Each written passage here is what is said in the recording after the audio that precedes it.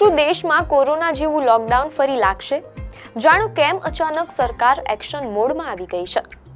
WHO એ કયા જીવલેણ વાયરસના કારણે દુનિયામાં ગ્લોબલ હેલ્થ ઇમરજન્સી જાહેર કરી છે? ભારતમાં ઇબોલાનો એક પણ કેસ નથી, તો પછી એરલાઇન્સ અને ફ્લાઇટ્સ માટે કઈ નવી ગાઈડલાઇન્સ જાહેર કરાઈ? આ જીવલેણ વાયરસનું નામ ઇબોલા કેમ રાખવામાં આવ્યું? તેની પાછળનો ઇતિહાસ શું છે? નમસ્કાર દર્શક મિત્રો, ધ લોકસત્તા શોમાં આપનું સ્વાગત છે.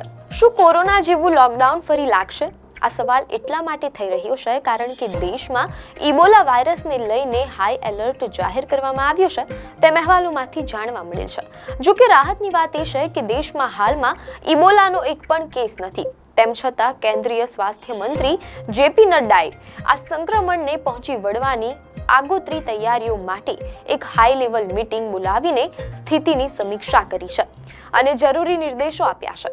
બીજી તરફ directorate general of civil aviation એટલે કે DGCA એ પણ એરપોર્ટ અને એરલાઇન્સ માટે ખાસ SOP જાહેર કરીને તેનું ચુસ્તપણે પાલન કરવા જણાવ્યું છે.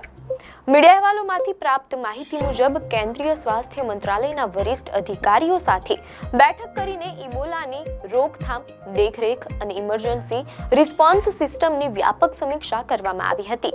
કેન્દ્રીય મંત્રી જેપી નડ્ડાના નિર્દેશ પર સ્વાસ્થ્ય સચિવે વિવિધ મંત્રાલયો અને સંબંધિત એજન્સીઓના અધિકારીઓ સાથે પણ બેઠક યોજી હતી. દેશના તમામ એરપોર્ટ, બંદરો અને બોર્ડર એન્ટ્રી પોઈન્ટ પર સ્ક્રીનિંગ અને દેખરેખની વ્યવસ્થાને સંપૂર્ણપણે એલર્ટ મોડ પર રાખવાના કડક નિર્દેશ આપવામાં આવ્યા છે.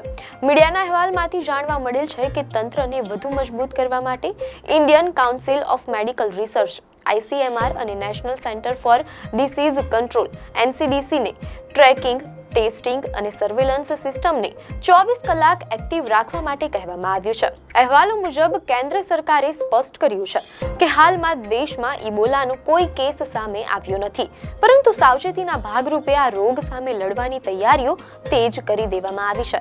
દેશમાં આ વાયરસના સંભવિત ફેલાવાને રોકવા માટે તમામ સ્તરેથી પ્રયાસો કરવામાં આવી રહ્યા છે. મીડિયા અહેવાલો અનુસાર આફ્રિકાના કેટલાક દેશોમાં ઇબોલા વાયરસ ફેલાયો છે અને તે ત્યાં સતત જીવલેણ સાબિત થઈ રહ્યો છે. આ ગંભીર બાબતને ધ્યાનમાં રાખીને વિશ્વ સ્વાસ્થ્ય સંગઠન એટલે કે WHO દ્વારા ગ્લોબલ હેલ્થ ઇમરજન્સી લાગુ કરી દેવામાં આવી છે. WHO નું નોટિફિકેશન મળ્યા બાદ તુરંત જ ભારત સરકારના DGCA પણ તમામ એરપોર્ટ માટે SOP જાહેર કરીને નવી ગાઈડલાઇન્સ લાગુ કરી છે અને દેશના હવાઈ મથકો પર કોરોના જેવા પ્રોટોકોલ ફોલો કરવાનો આદેશ આપ્યો છે.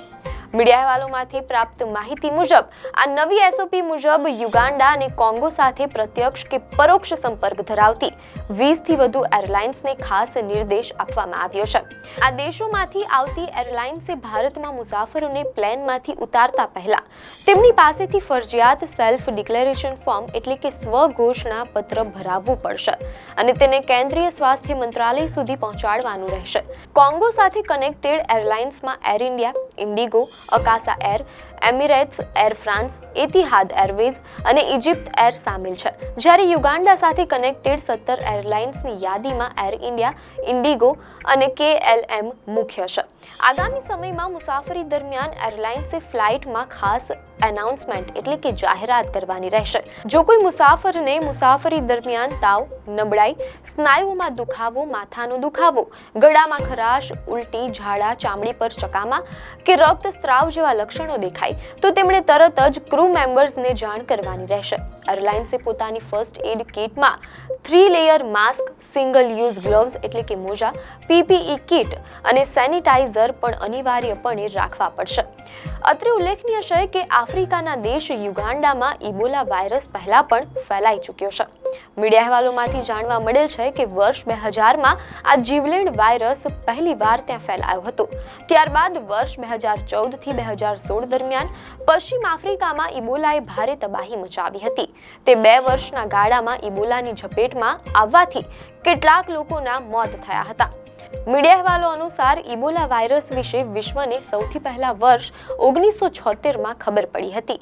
તે સમયે ઇબોલા નદીની નજીક આવેલા દક્ષિણ સુદાન અને કોંગોમાં એક સાથે આ રોગચાળો ફેલાયો હતો અને આ જ નદીના નામ પરથી આ જીવલેણ બીમારીનું નામ ઇબોલા રાખવામાં આવ્યું હતું.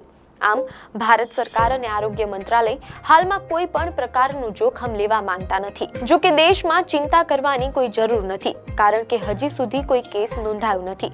પરંતુ આંતરરાષ્ટ્રીય સ્તરેથી વાયરસના પ્રવેશને રોકવા માટે એરપોર્ટથી લઈને બોર્ડર સુધી ચુસ્ત સુરક્ષા વ્યવસ્થા ગોઠવી દેવામાં આવી છે. આપને માહિતી સારી લાગી હોય તો વિડીયોને લાઈક અને શેર કરજો, ચેનલને સબસ્ક્રાઇબ કરજો.